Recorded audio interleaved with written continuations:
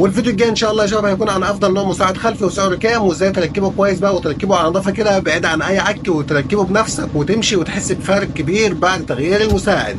يلا. السلام عليكم، ازيكم؟ القارئ محمد خفاجي بيقول: زيت شل افضل ولا بترومين وهافولين؟ شوف يا محترم، خد بس تفصيله صغيره كده عشان ما تضحكش عليك في الحكايه دي. شل كاسم اعلى، خدت بالك؟ ولذلك لو جيت تصدر لحد السؤال بالشكل ده هيقول لك شل على طول. خلاص كده؟ تمام يا محترم. انما انت هنا بتسالني هقول لك شل في اخر الثلاثه دول. ليه بقى؟ هل هي شركه اقل؟ القصه مش قصه شركه يا محترم، قصه متوفر ايه من شل عندنا. متوفر شل ادفانس الفورتي ل 2050. خلاص، اهو النوع ده بعد هافولين وبعد بترومين المتوفرين. قصه من المتوفر من شل اقل من المتوفر من الاثنين دول، عشان برضه ما يجيلكش حد يقول لك شل والاسم. ما تكلمنيش في الاسم يا باشا، ما فيها شغل عالي مالناش دعوه بيه. احنا بنتكلم على الموجود منها. الموجود منها زيت متواضع جدا وعادي جدا، ما فيش في اي اندهاش يعني. وبترومين وهافولين الموجود منهم اعلى في الاداء وتحترم. وخد بالك يا محترم ان انا لما بكلمك عن شل فانا بكلمك عن شل ادفانس الفورتي، وما بكلمك عن بترومين وهافولين فانا برضو بكلمك عن الفورتي منهم. انا ماليش دعوه بزيوت السيارات. انما بقى لو حبيت تخش في زيوت السيارات الكلام ممكن يتغير خالص.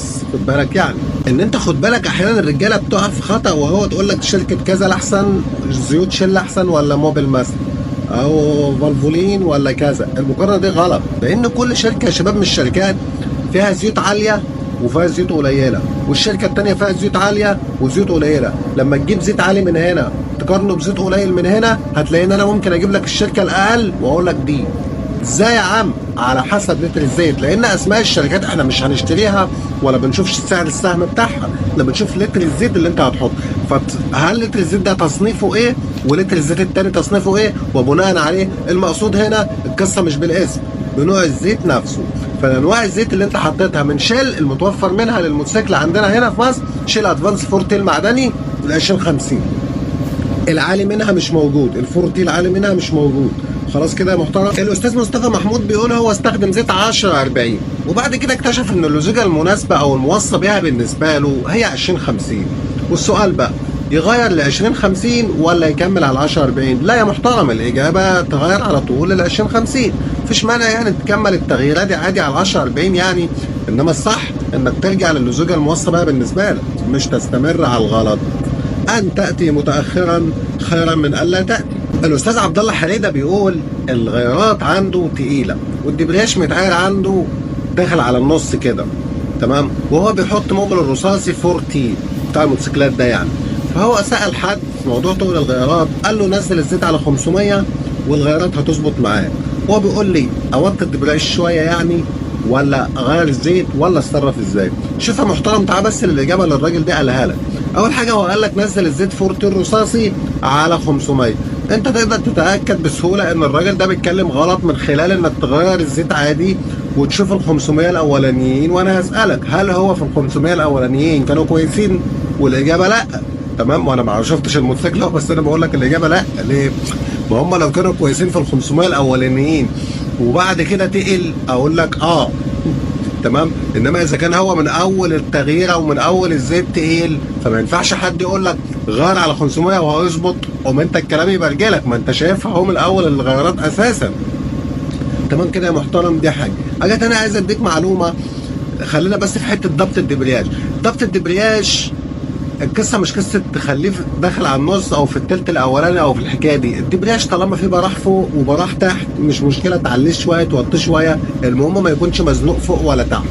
دي فكره بس يا شباب، دي فكره بس يا استاذ عبد الله. تغيير الدبرياج دي او تعالى الدبرياج او توطيه، طالما مش في حته فاضيه فوق وحته فاضيه تحت خلاص تعليه او توطيه، ده على حسب راحتك بقى وعلى حسب ايدك وعلى حسب ما انت عايز تعمله.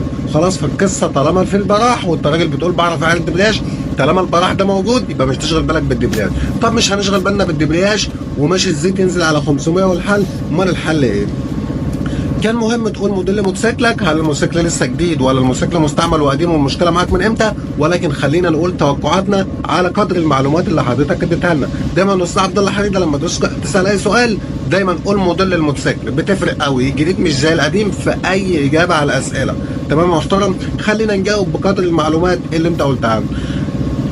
زيوت يا شباب زي السوبر موبيل 40 والشيل ادفانس الفئه دي احنا بنجيبها عشان هي اقل في السعر، تمام. انما الزيوت دي الحقيقه من الملاحظ انها في معالجه ورق الدبرياج يعني مش احسن حاجه، فضلا عن الفتيس طبعا. فخليك عارف ان انت بتتعامل مع الزيوت مش هتاخد منها اعلى شغل في الفتيس وفي ورق الدبرياج، خد بالك يعني. انما هي مش هتضر، انما عشان تلاقي بقى عشان هي 40 فهتظبط لك الكلام، لا، دي يا دوب ما بتضرش، يا دوب انت بعدت عن زيوت السيارات يا محترم. فانت لو حابب تعلي الشغل كده من خلال الزيوت فانت هتعلى في الزيت شويه، مش هتعلى في الزيت يعني هتمشي عليه مده اطول، لا هتعلى يعني هتجيب نوع زيت اعلى يعني. تمام يا محترم. وقول لنا بس موديل الموتوسيكل لان انا عامل زي الاعمى دلوقتي. الاستاذ احمد جمال جاب بيقول ايه رايك يا هندسه احط معدني مع الاضافه من لوكومولي محسن اداء الزيت من لوكومولي ولا نص تخليقي؟ ايه الافضل للموتور؟ شوف يا محترم، ما تربطش الاضافه بنوع الزيت، يعني نوع الزيت ايه الافضل؟ النص تخليقي افضل من المعدني، مش كده؟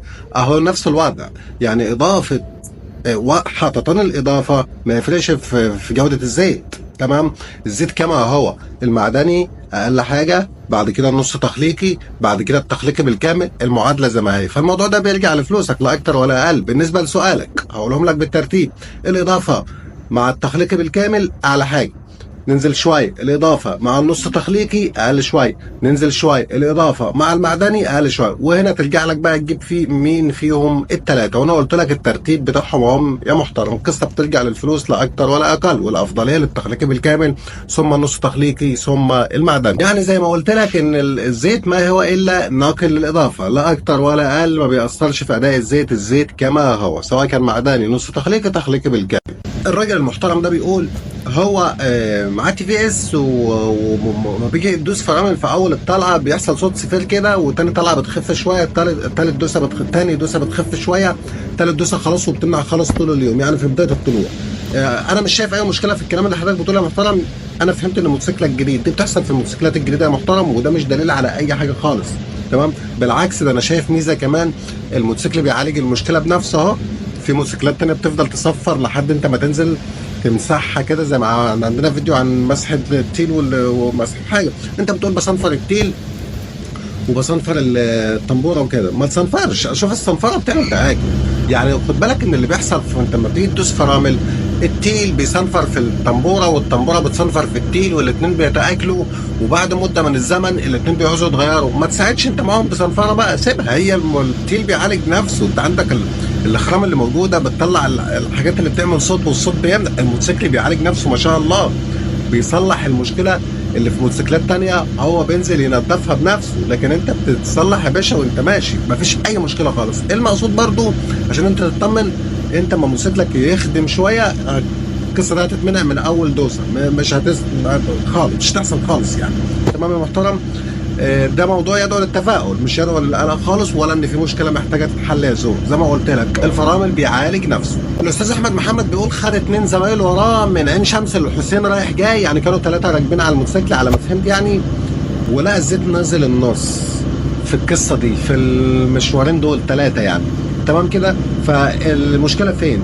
المشكله مش ظاهر قدامي اي مشكله دلوقتي غير ان انت حاطط نوع زيت مضروب، وانت حاطط الشل الاحادي. مبدئيا ما تحطش الشل الاحادي، احنا عندنا فيديو تمام يا محترم، هسيبه لك تحت في اول كومنت او هيظهر في القايل اللي فوق على حسب ما تلاقيه يعني، تمام، عن الشيل الاحادي. ما تحطش يا محترم الشيل الاحادي يا ابني، من المؤكد كده انك جديد معانا، لان انت لو قديم ما كنتش هتحط الزيت ده. وخد بالك ده مش معناه ان الزيت نزل النص عشان نوع الزيت ده، انا بكلمك في ما تحطوش في حاجه ثانيه.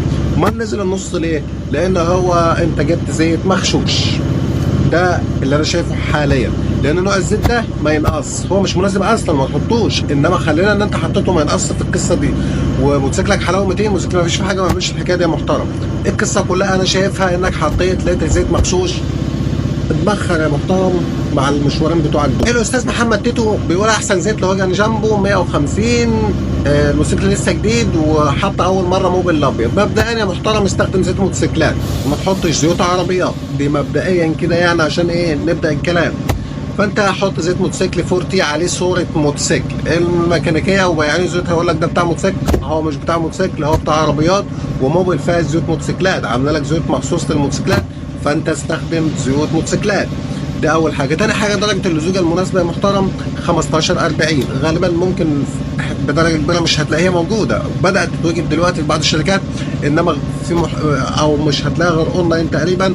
ففي الغالب هنعتبر ان انت ما لقيتهاش هتستبدله ب 15-50. طب ما لقيتوش ب 20-50. انا كده جبتها لك بالتدريج يا محترم. 15-40 مش موجود، 15-50 مش موجود، 20-50.